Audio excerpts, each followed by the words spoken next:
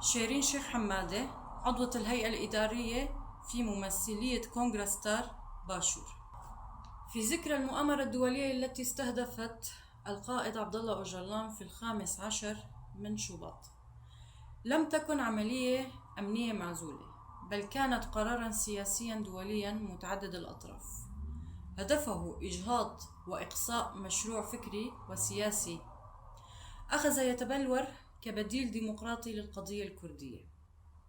لم يكن المستهدف شخصاً بحد ذاته، بل رؤية طرحت إمكانية حل الصراع الكردي التركي عبر الحوار والاعتراف المتبادل والتحول الديمقراطي داخل الدولة التركية. في تلك المرحلة كان يمكن فتح باب الحل السياسي، إلا أن خيار الاعتقال والعزل فضل على خيار التفاوض. ومنذ ذلك الحين وإلى يومنا هذا فرضت على القائد عزلة مشددة في سجن إمرالي، في خطوة رآها كثيرون استمراراً لنهج المؤامرة ومحاولة لإبعاد صوته عن أي مسار للحل. غير أن التطورات اللاحقة أظهرت أن اعتقال القائد لم يؤدي إلى إنهاء تأثيره، بل على العكس تحولت أفكاره إلى محور نقاش سياسي وفكري أوسع، وبرزت تطبيقاتها العملية في شمال وشرق سوريا، حيث تشكلت تجربة الإدارة الذاتية في روجافا. هذه التجربة القائمة على التعددية والتعايش وإشراك مختلف المكونات اعتبرت من قبل مؤيديها تجسيداً عملياً لبراديغم الحل الديمقراطي الذي طرحه القائد عبدالله أوجلان.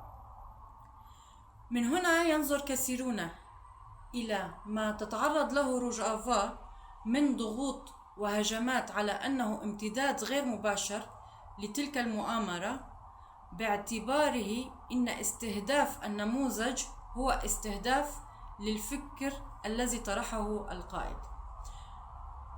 فالتناقض القائم بين الخطاب الراعي إلى الحل السياسي من جهة واستمرار السياسة العسكرية والضغوط من جهة أخرى يعيد طرح الأسئلة ذاتها التي طرحت قبل 27 عاما.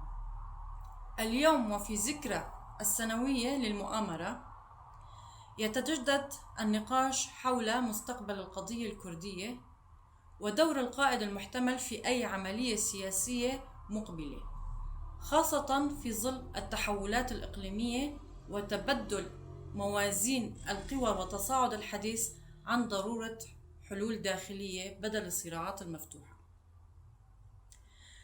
الذكرى لم تعد مجرد محطة عاطفية في الوجدان الكردي، بل تحولت إلى مناسبة سياسية تعيد التأكيد على خيار الحل الديمقراطي ورفض منطق الإقصاء والعزل، والتشديد على أن الاستقرار الدائم لا يتحقق بالقوة بل بالحوار والاعتراف المتبادل. بعد 27 عاما يبقى السؤال المركزي قائما: هل تتجه المنطقة نحو إعادة إنتاج الأزمات ذاتها، أم أن دروس الماضي ستستثمر لفتح صفحة جديدة؟ ما هو واضح حتى الآن أن القضية التي حولت المؤامرة إغلاقها ما زالت حاضرة، وأن البحث عن حل عادل ودائم لم يعد خيارا مؤجلا، بل ضرورة سياسية واستراتيجية للمنطقة وللشرق الأوسط بشكل عام. ونحن كشعب كردي نؤكد تمسكنا وإصرارنا بالحل السياسي وفق عقد وطني جامع لبناء دولة ديمقراطية لا مركزية بناء على فكر القائد، ونطالب بحرية جسدية للقائد عبدالله أوجلان.